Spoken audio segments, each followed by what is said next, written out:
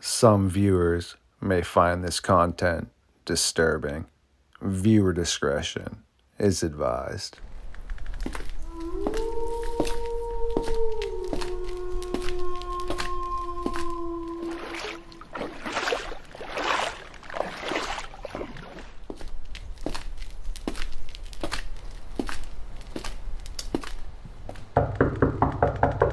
Who dares awaken me from my slumber?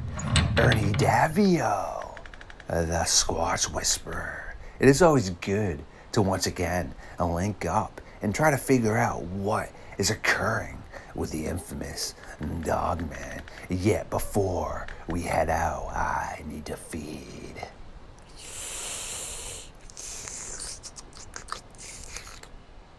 Much better. Absolutely delicious. And now that I am fully charged and revamped, and the shackles have been released, it is time for Ernie Davieau and myself to take a walk into the darkness.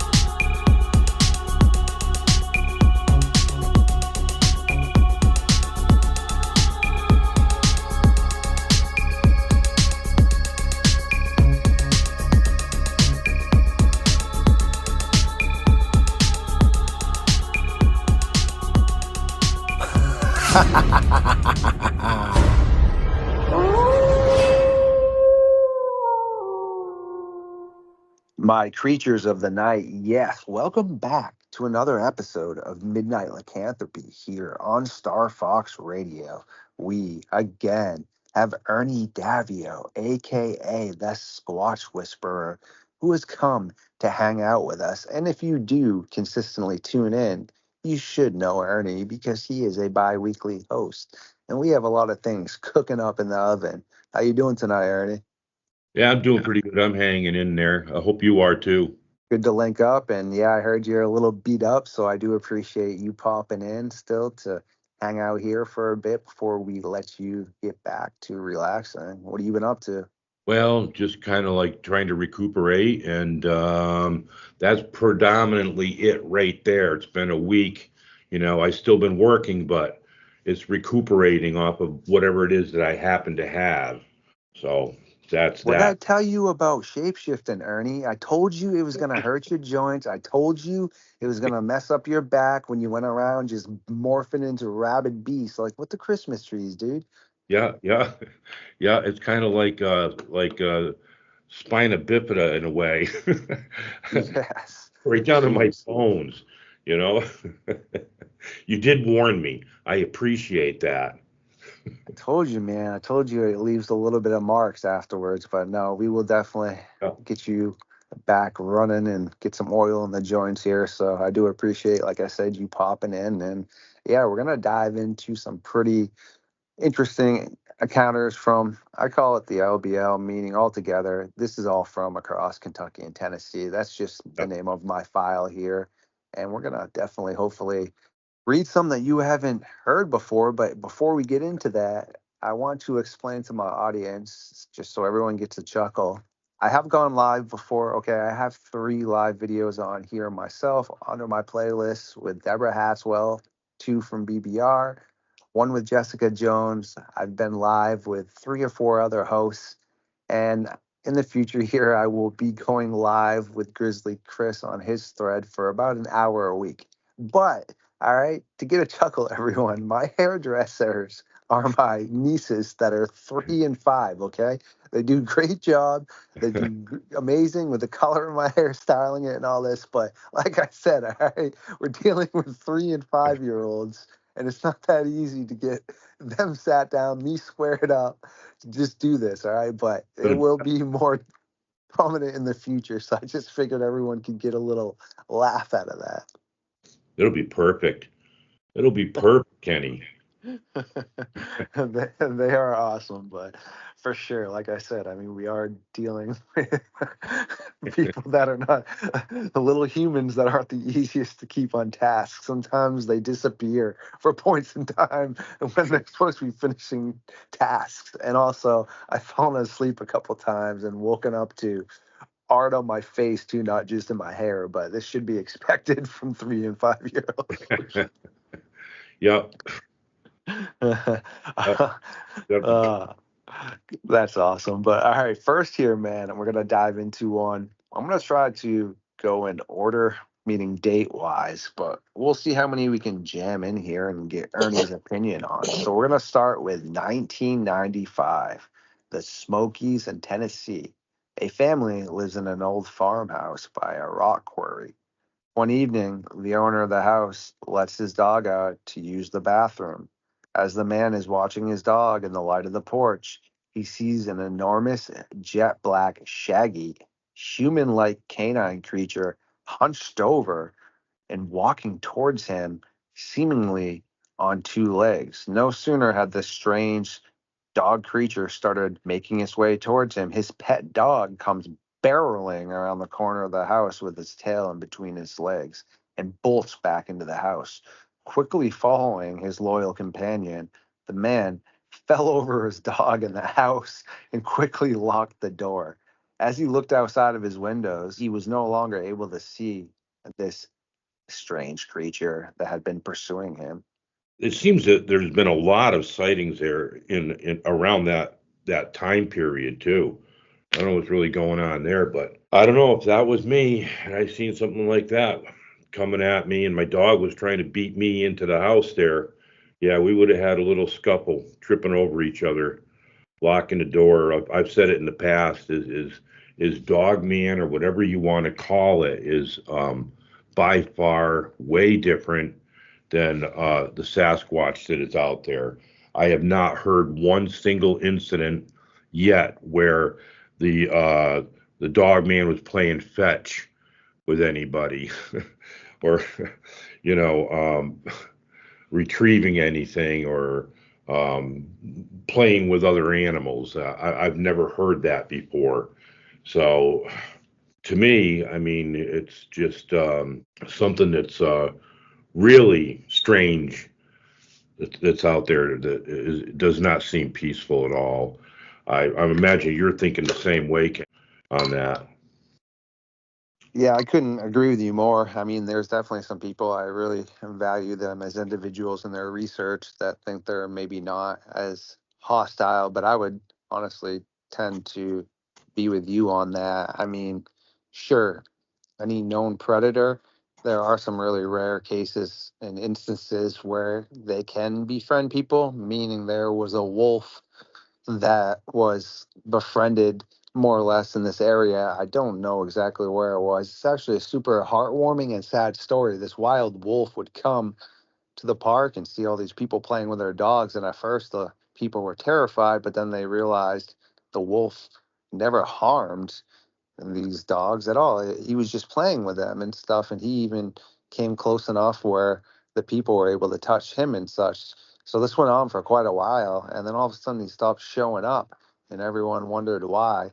And unfortunately, he had gone to another area and approached people that had a dog, and they shot him.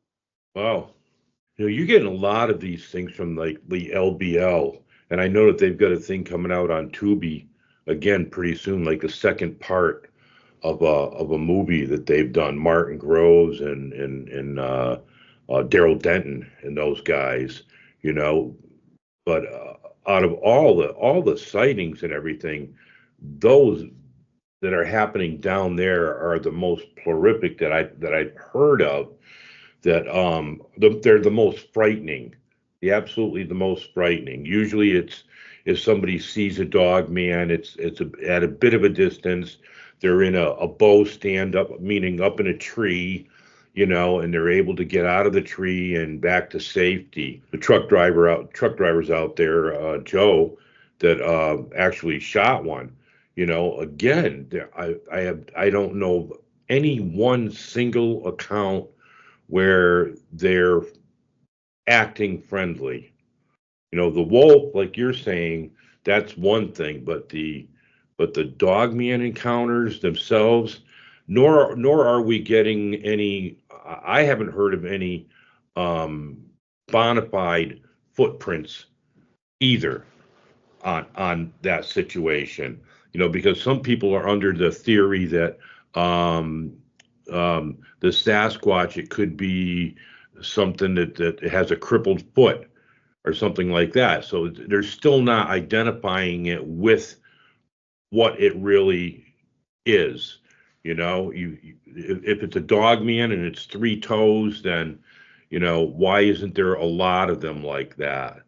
Where are the tracks? I know up in Michigan, you're getting a lot of sightings up in Michigan right now too. Wisconsin, um, Milwaukee, places like that.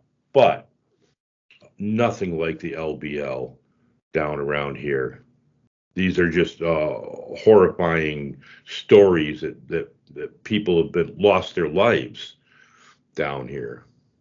Isn't that the truth? And before I actually respond to the track thing, I will say one of these can be as verified as possible. The other one is, I'm going to say, maybe a little bit more hearsay. There aren't really definitive locations or a date. It's just been like what is it? Term wives' tale, maybe potentially. I don't know. It's hard. I've spoken to people that have heard about it, but there was this woman that supposedly her daughter would just be feeding. What she ended up seeing was this strange dog-like werewolf thing. Her daughter kept going to the fridge all the time, and she was wondering why her little girl was so hungry, and she saw her going outside and ended up following her and asking her what she was feeding. And mommy, I'm feeding Mr. Wolf. And then she claimed she saw this Ooh. crazy looking thing in the bushes. But again, don't know if that necessarily was it trying to be friends with her. I think it was just being opportunistic. And once she brought her something that this thing didn't want, it probably would have just snagged her.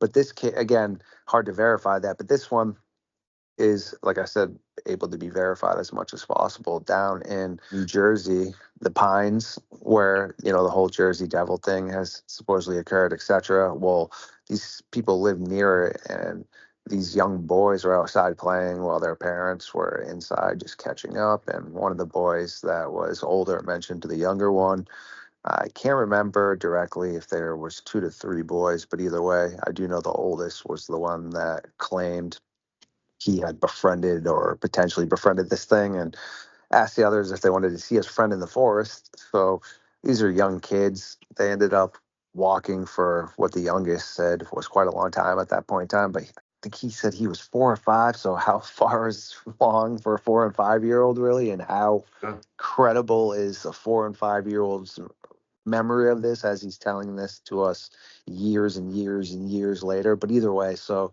they get to what looks like an old cabin pushed off to the corner, kind of where the trail goes off the other way.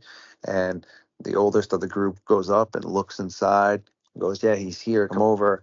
And as the one that had told what was going on walked over, he said he saw what looked to be like chew toys, like basically what toys little boys like they would be playing with, all chewed up. When he looked inside, there was this strange creature, doggish thing, hunched over on the floor doing something. And I don't know, he said that he got scared and just ran back to the area and told his mom about it, and used to always get upset. And I guess after that, his mom wouldn't bring him over there. But either way, again, interesting, but how friendly more or less was kind of that interaction too. But those would be the only two I could really say that would be close to non-hostile. But again, I have my questions of where those would have ended up leading. Exactly, is what did they really actually see? Those are young kids there too. But Yes. we had and you and I have talked about this before, but on the street that I grew up in, this was in the hill towns of Massachusetts, is we had a family that they were one of the first families in that area, and they actually uh, they actually had a house, if you want to call it a sod house, in the ground, and they didn't have a vehicle or anything, so the mother or the father would have to walk all the way to Westfield from the top of the mountain near Montgomery Mountain, and that was probably good 15, 20 miles. So if they had to get potatoes or something like that, they had to carry it back. We would always hear some of the elders in town talk about very quietly whether she had children or not. And that was the case that I told you about. What they had found, that young guy, the motocross guy, that leaning up against the tree and he heart failure. Fear actually is what the coroner report said. It happened to have been right near, I'd say within 40 yards of that dwelling in the ground there. And this was years after supposedly the lady herself had passed away.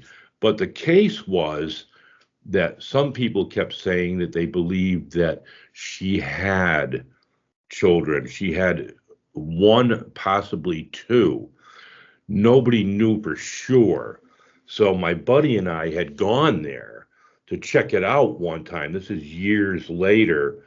And we, it there was no door or real windows on it or anything like that. So we were able to get in there and move around and check it out. And what we had seen that corresponded with the stories that she indeed did have a child.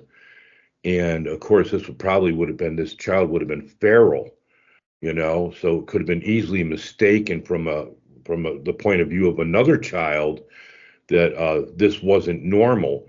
But we found toys in the corners and on the ground, and inside this, we'll call it a building anyways. And the scary part was that there was shackles in there also, into the wall, like leg shackles. So we really did believe from one or two of the stories that we heard from the elders that she did indeed have at least one child that survived, but nobody knows whatever happened to that child. And that was on Montgomery Mountain right there. So, could we have something like that going on in some places?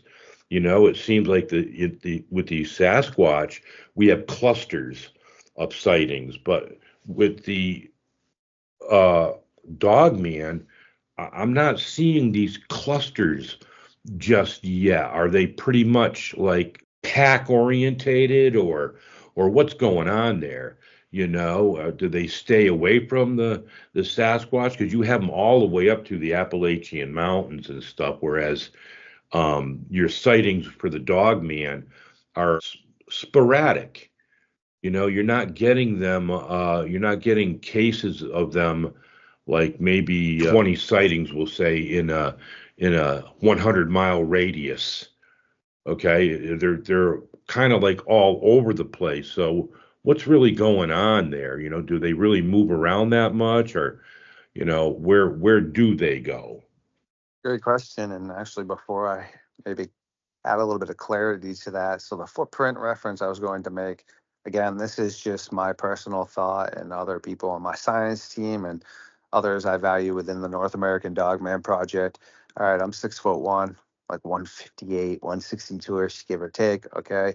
I wear Vibram 5-finger shoes, which is a Euro size, and I know I'm a 45. Okay. I don't really know my normal size because I haven't worn shoes like that in ages. But either way, so what I'm saying is the tracks that we have on file from Texas, Shenango Valley, Ohio, and other areas literally are pretty much like the size of my foot, give or take, and built like a human foot in regards of they have the narrowness and sure it could support something wanting to be bipedal at points in time, and also has a claw in the back and claws in the front. Okay.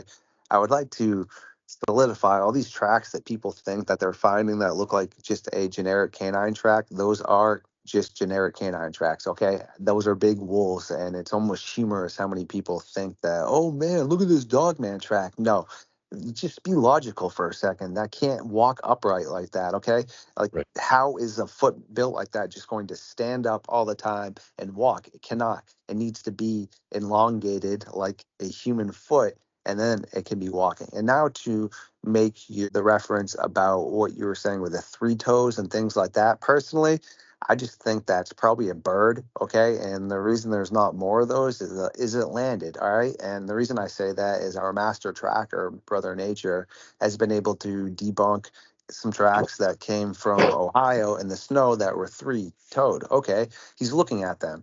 Well, this doesn't look like something would be walking bipedally. That's a strange way. There's no way it could have made its hip move like that. Then he's looking around at his blue heron tracks that he's casted before, looks back at those. Yes, those are blue herring. Okay, he's got the three toes. It's hopping in the snow.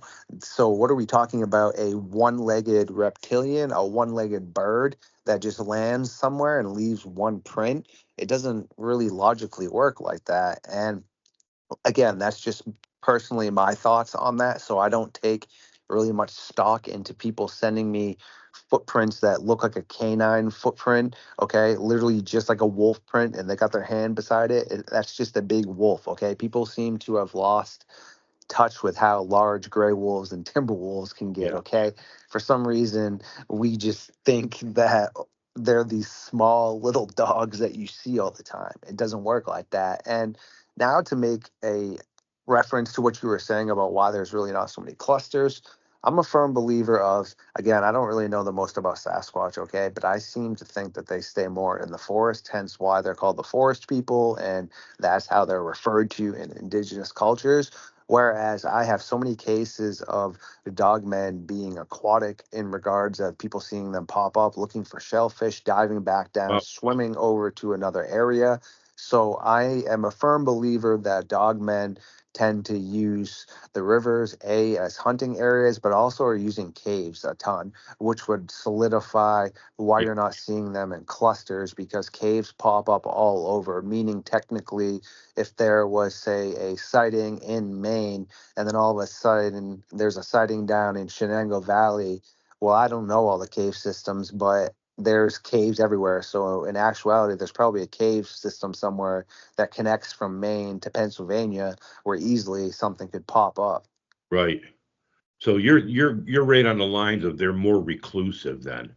That's why we're not getting clusters of these like we do with the Sasquatch or the forest people. Yes, and like I said, like you just said, forest people. Again, Right. term right there, right in the name, forest dwellers. Dwellers of the forest. I think yes, dogmen are cave oriented, aquatic. They are just moving like something that's more predator based. Again, it seems like Sasquatch are more diverse on their type of food sources. Okay, I assume they're probably eating berries, they're eating grains, they're eating fish, they're eating Right. deer. Whereas, as far as I know, dogmen are just straight up consuming flesh. Okay, Yeah. and Beasts. Right. yes, so it's gonna literally just be consistently hunting for stuff. Whereas, like I said, a Sasquatch squad could really, realistically, for a whole season, set up area in a spot and harvest all the vegetables and fruits and be okay before they Right. move on. But if you're just full blown predator based, that's why it seems to me like wolves and such are always on the move as well. Whereas again, you'll see bears that are omnivorous post up in an area. That makes a lot of sense.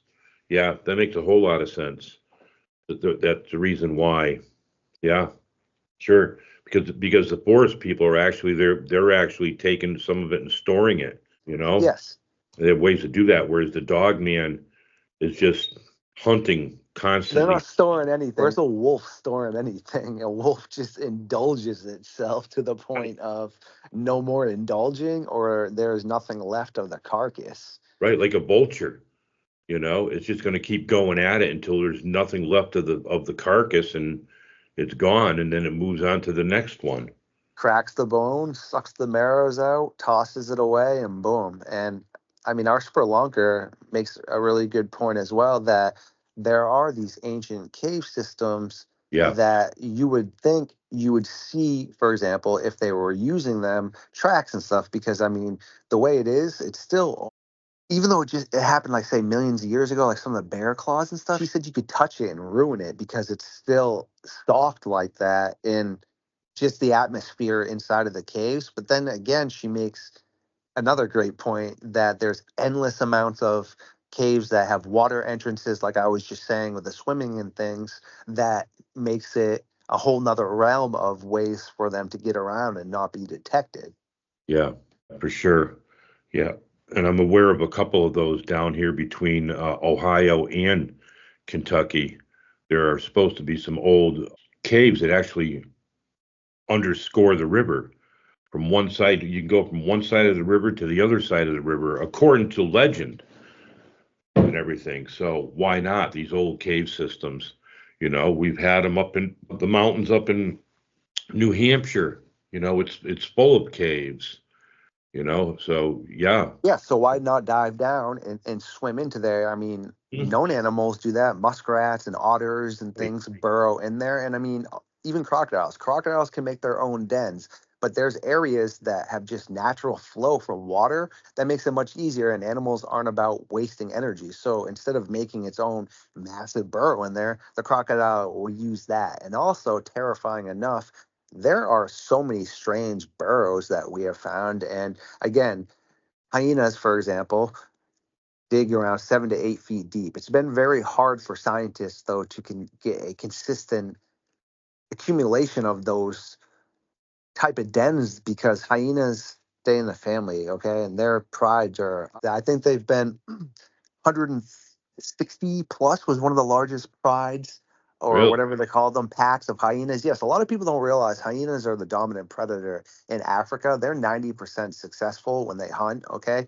I mean, yeah, everyone likes to think the lion is the king of the jungle and such, but I hate to break it to people, hyenas are Yeah. Wow. the most, badass predator in Africa. But like I said, so it's really hard for people to get in there because it's passed on from generation to generation. And if they did abandon that, that means they're either pushed out by another group of hyenas who are going to overtake the burrow, or they were pushed out by humans, etc. So 7 to 8 feet is pretty deep, right? And here in the United States, people like Al from the NADP and Brian Bowden and such have Yep. been, Al the Squatch Father, have been talking about how there's a lot of reports of these burrows. Okay. So think 7, 8 feet down. What if it connects to a cave system? Okay. And now people, including them, have reported these dogmen being at almost like a 45-degree angle where they've burrowed back in and they're waiting, like I had suggested, like a trapdoor spider, covering enough of this entrance with brush and tree Sure. branches and such. And when something comes by, boom, they grab it. And now what do? They just back up into the cave system and the Yeah. brush comes back down and boom, there you go. And they're able to consume and move on to the next area that they want to, set up this trap. So just think, crossed all their hunting area, trap, trap, trap, trap, trap, trap Yep. here. And most people aren't looking for areas like that. And say if you and I were out, right, and something grabbed you or grabbed me, you turn around, I turn around, you're gone. Well, are you just moving grass all around now to look for somebody, or are you running back and forth screaming out for help? I mean, are you really getting on your hands and knees and Right. moving brush around to even see this hole? No, you're probably, and I'm probably running back down the trail and then running back the other way and then being like, what the heck? And then calling for help. Yeah. Even search and rescue doesn't do that. They're not moving things around. They're looking for pretty much obvious sign of where you may be. When you disappear like that, there's no telling. I've heard of stories like that too, and people in the hill towns just attributed it to the fact is like you have these old wells, that people just never, that nature just kind of covered up, and then you're walking along and boom, you're down in Boom. these Yep. old wells and nobody knows where the heck you went to, or one of these little cave systems that the Dutch use are famous, back in the colonial days for making these little cave systems in different areas, particularly up around where I grew up and everything. So, and they're still there, but nobody knows exactly where they are. You know. Exactly. It's super crazy. And well, before we let you go here, I got one more that you high probability you might have heard this. And I again have my questions about this, but it can't be debunked or fully verified. Originally, the late Brenton Solin was the one that had reported it. Rest in peace, buddy. And let's roll into this. 2016, Daniel Boone National Forest, Wake County, Kentucky. A Ugh. man is sitting outside on his porch late one evening, enjoying the conversation with his nephew when he receives a frantic phone call from his friend, a hardy outdoorsman who is a Vietnam vet and lives totally off grid and is self sufficient in the forest. The vet was telling his friend that he was sitting outside, also enjoying the beautiful night, when all of a sudden an enormous, shadowy figure began walking towards him from the nearby tree line. Thinking it was a person, he yelled out, "This is private property. You don't belong here. I am armed, so please go away." Seemingly not listening to the man, the shadow begins moving faster in his direction. Shining his flashlight in the direction of this unknown entity, the man sees an enormous black werewolf with glowing red eyes bolting towards him.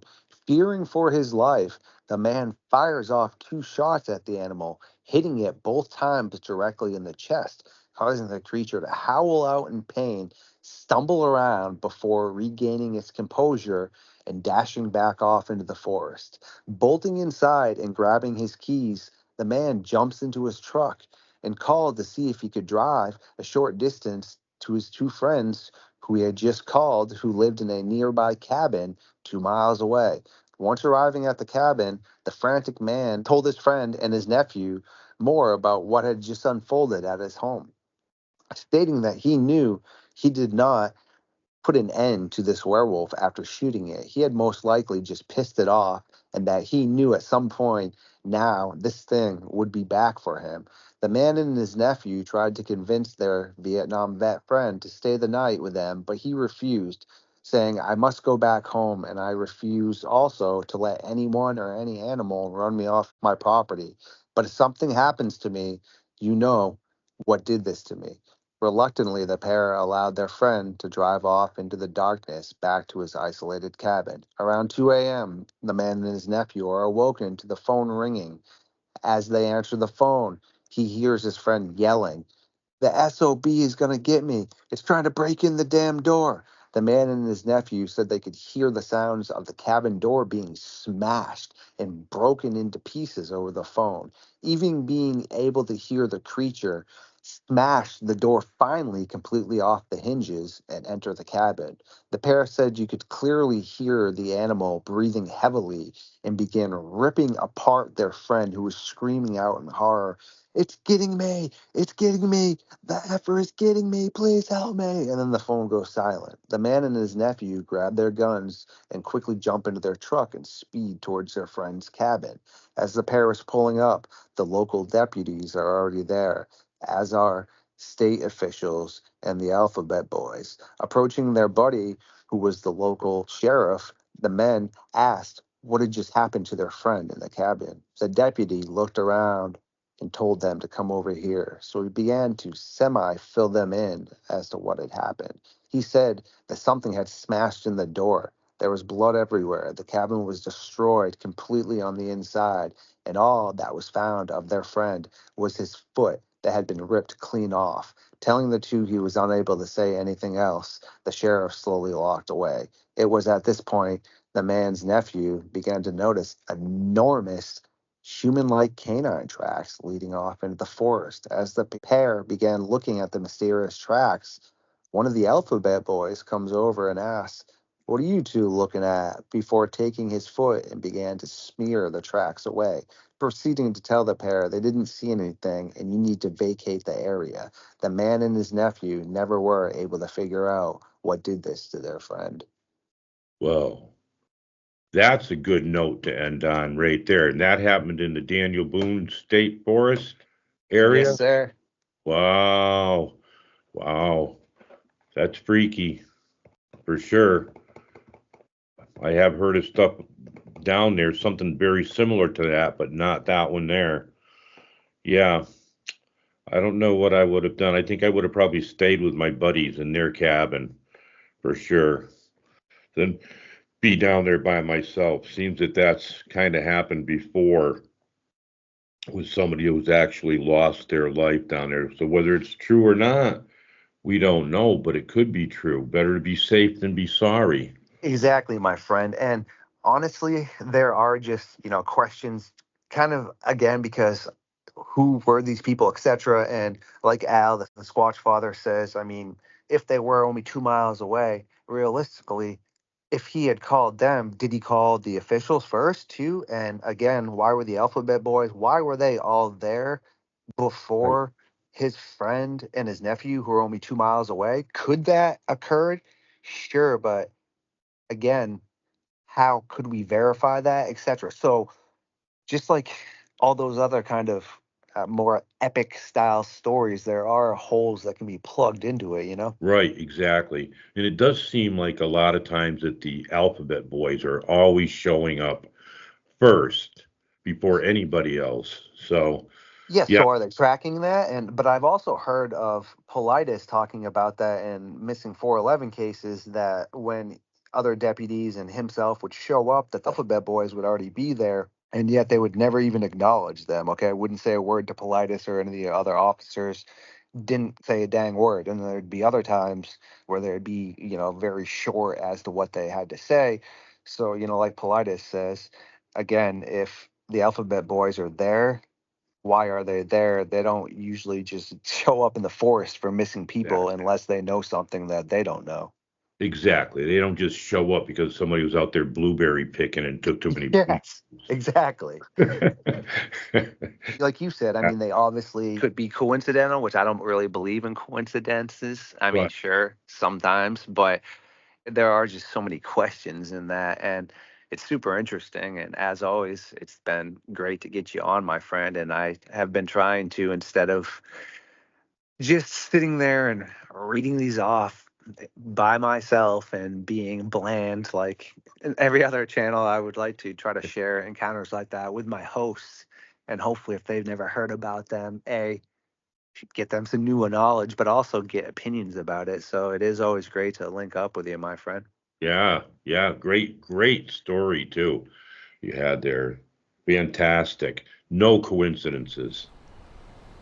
Thank you for everyone who once again stopped by tonight for another episode of Midnight Lycanthropy here on Star Fox Radio. If you do enjoy my content, please like, subscribe, and share it. Feed the algorithm. And I will see you on the next one.